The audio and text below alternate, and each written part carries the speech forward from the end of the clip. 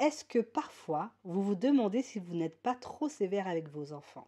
Ou même pas assez? Est-ce que ça vous dit qu'on copie notre Seigneur en termes d'éducation? Si c'est le cas, vous êtes au bon endroit. Peut-être que comme moi, parfois, vous êtes un peu perdu en termes d'éducation avec vos enfants. En effet, ce n'est pas toujours facile, surtout lorsqu'on aimerait garder l'aspect chrétien dans notre manière de les éduquer. Aujourd'hui, nous allons prendre le temps d'explorer quelques leçons d'éducation données par notre Seigneur Jésus-Christ. Allez, générique. Bienvenue dans Génération Nazareth, le podcast de la famille chrétienne. Si vous avez besoin de conseils pratiques pour nourrir et développer la foi au sein de votre foyer, vous êtes au bon endroit. Installez-vous, c'est parti. À travers les exemples que l'Esprit Saint m'a inspirés lors de mes recherches et de mes choix pour cet épisode, j'ai compris que les enfants n'avaient pas besoin d'une espèce d'éducation en ligne droite, toute droite, mais plutôt d'adaptation et de polyvalence. Effectivement, dans certains moments, certains enfants ont besoin d'une certaine sévérité. Exemple, des marchands du temple, ça m'a toujours un peu choqué. J'imaginais notre Seigneur avec ce truc tressé, cette espèce de bâton, de martinet tressé, l'abattre sur chacun des marchands, sur les tables, renverser les tables, etc. Et j'avais vraiment du mal avec ça. Je me disais, waouh! On a tellement cette image, un peu faussée d'ailleurs, de Dieu est amour total, etc. Mais Dieu aussi est justice. Donc il se peut que de temps en temps, vous ayez à faire preuve d'une certaine sévérité. Ça peut être une tape sur la main, une fessée, une claque. Je ne prône pas les sévices corporels ou de battre les enfants, loin de là. Je ne pense pas que ça puisse porter des fruits. Mais je crois que de temps en temps, une petite tape sur la main, surtout quand l'enfant touche à quelque chose, vous avez déjà répété 20 fois, vous avez fait toute, on va dire, la phase bienveillance, etc., gentil maman, gentil papa, et que ça n'écoute toujours pas, ça choque un peu l'enfant parce que, surtout si vous n'avez justement pas l'habitude de faire ça, de taper, de lever la main, voir que maman met ou papa une petite tape sur la main, une tapette, je vois mon fils, il me regarde, genre, mais oh, là, c'est vraiment, faut pas faire. Donc voilà, et quand il me regarde comme ça, d'ailleurs, je lui dis oui, oui, je ne veux pas que tu touches. Ça fait plusieurs fois que je te le dis, maintenant ça suffit. Donc on a ce côté sévérité. De toute façon, si je dois revenir à l'épisode du fameux marchand du temple, si on fait un petit parallèle, et c'est le parallèle que le Seigneur a voulu montrer, entre le temple et son corps, il a bien dit qu'il serait capable de le reconstruire en 3 jours.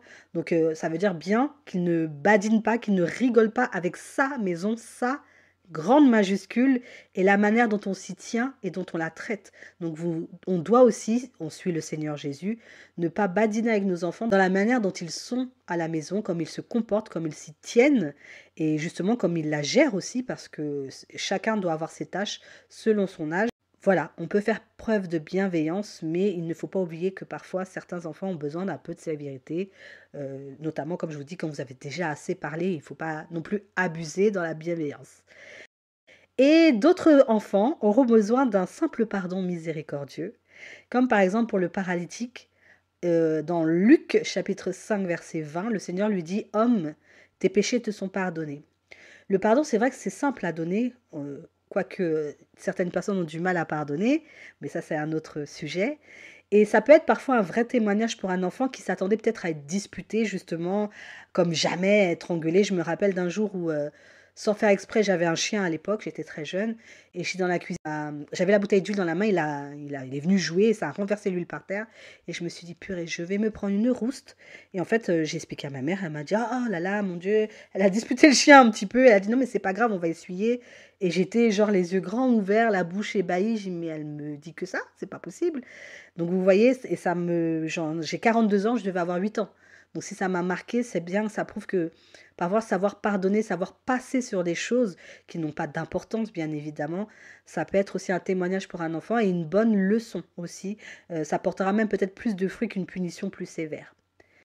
D'autres auront besoin de discernement, de morale, de leçons, comme la Samaritaine en Jean chapitre 4, versets 16 à 18. Et pour certains, peut-être cet épisode peut être, on va dire, un peu inconfortable, cet épisode de la Bible, parce que le Seigneur est, comme on dit, cash. Il ne fait pas dans la dentelle. Jésus lui dit, va, appelle ton mari et reviens. La femme répliqua, je n'ai pas de mari. Jésus reprit, tu as raison, de dire que tu n'as pas de mari. Tes maris, tu en as eu 5 et celui que tu as maintenant n'est pas ton mari. Là, tu dis vrai. Donc vous voyez, il fait preuve d'un certain discernement et tout en donnant une certaine quand même leçon pour lui faire comprendre que bon, déjà il est Jésus, il est le Messie, mais lui dire bravo, au moins tu es lucide sur ce que tu dis, ma fille, effectivement, c'est pas ton mari le gars qui est chez toi. Donc bref, mais regardez le discernement dont il fait preuve dans sa situation. Est-ce qu'elle-même, elle est consciente pardon, du fait que même si elle emménage avec un homme, il n'est pas pour autant son mari? Dans la façon de dire elle n'a pas de mari, on pourrait dire oui, mais est-ce qu'elle est consciente de ce que ça peut porter derrière? Peut-être que non. Et parfois, il est bon justement de mettre les pieds dans le plat avec un enfant sur sa situation, sur ce qu'il a engendré par rapport à son comportement et de voir s'il a bien saisi en fait ce qu'il a fait parce que c'est pas tout d'avoir un comportement sévère ou de faire preuve de miséricorde en le pardonnant ou de lui faire la morale. Le plus important aussi, c'est de comprendre, c'est qu'il comprenne ce qu'il a fait. Et souvent, le Seigneur agissait comme ça. C'est pour ça qu'il disait aux apôtres, vous n'avez pas besoin que je vous traduise les paraboles. Normalement, vous devriez piger, en fait. Et voilà. Mais les paraboles, il les donnait quand même à ses autres enfants. Et les paraboles étaient là pour enseigner.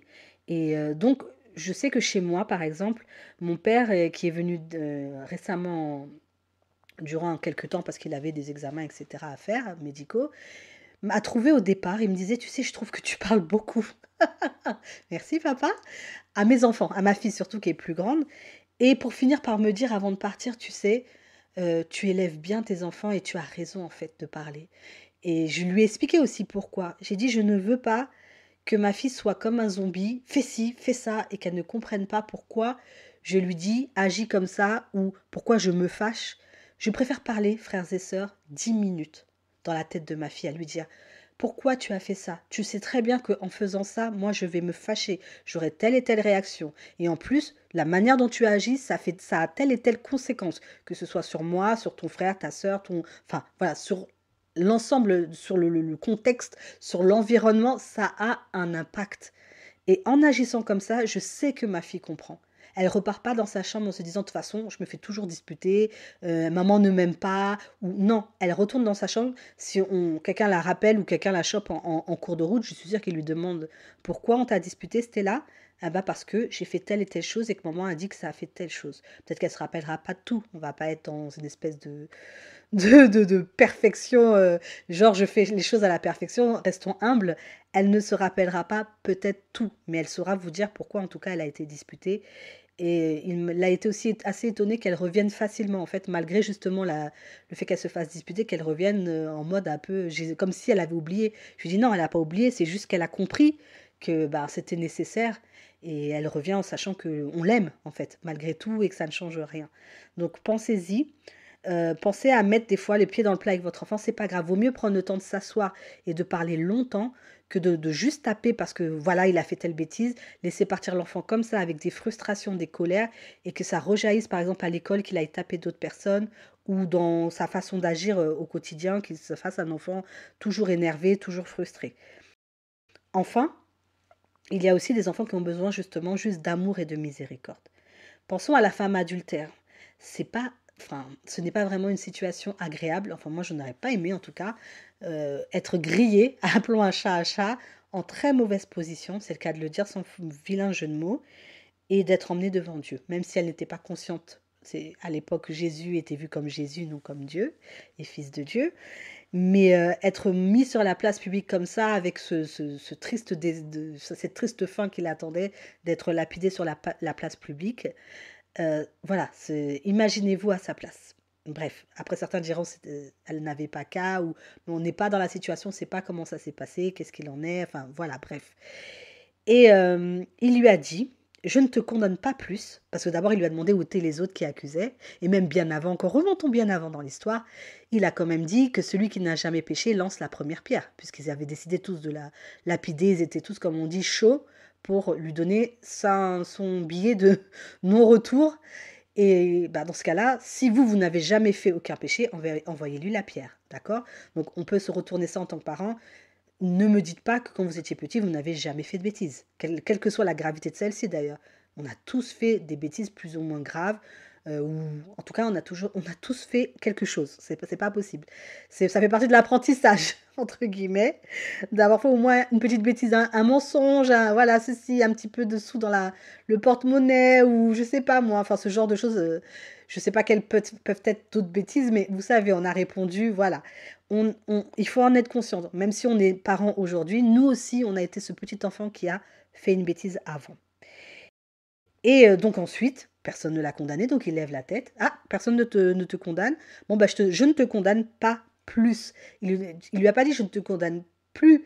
Dans certaines versions, il y a quand même écrit je ne te condamne pas. Mais dans celle que j'ai trouvée là et qui me convient beaucoup mieux, je ne te condamne pas plus. Pas plus que ce que tu as fait, en fait. C'est ça qu'il veut dire. Donc voilà, et pas plus que eux-mêmes t'ont déjà condamné, parce que des fois, juste le fait d'être accusé, que tout le monde soit autour de soi, dire ah là là, t'as fait ci, t'as fait ça, juste ce fait-là, déjà, ça peut être une punition pour un enfant parce qu'il a honte, il est gêné. Donc effectivement, des fois, c'est pas la peine d'en rajouter, surtout c'est pas quelque chose de très grave, encore une fois. Donc voilà.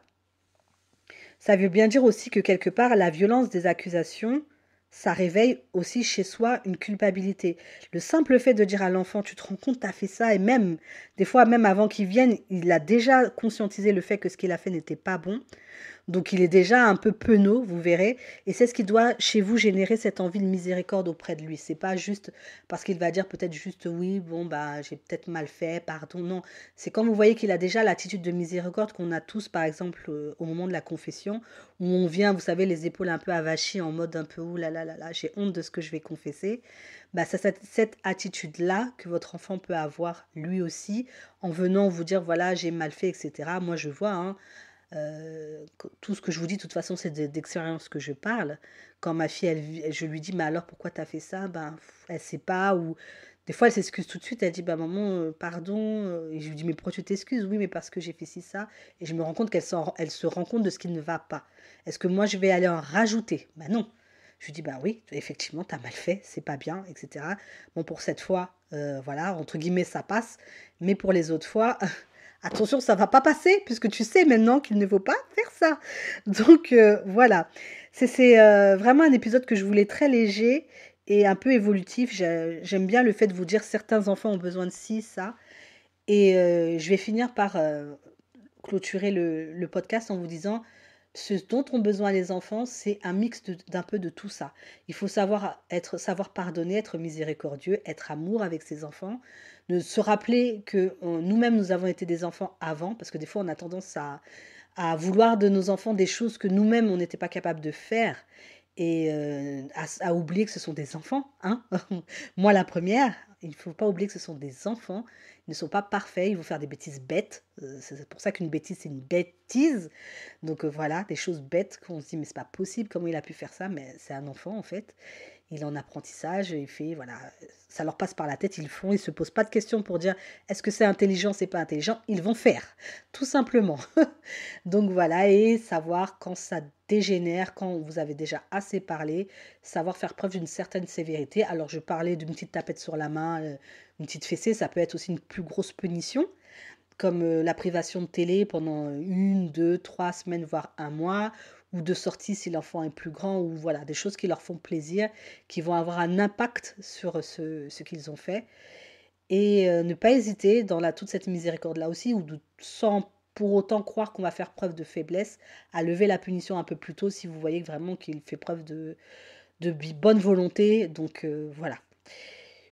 Je ne vous apprends rien, je pense, avec cet épisode, mais je voulais juste peut-être dédramatiser les choses et vous dire que le Seigneur nous a montré un peu comment éduquer. Donc éduquons comme le Christ l'a fait et comme il le fait encore, et que Dieu vous bénisse. Bon courage, mes très chers parents. Je sais que ce n'est pas évident, mais vous êtes les meilleurs parents que vous pouvez être parce que vous êtes les parents de vos enfants que Dieu vous a donnés.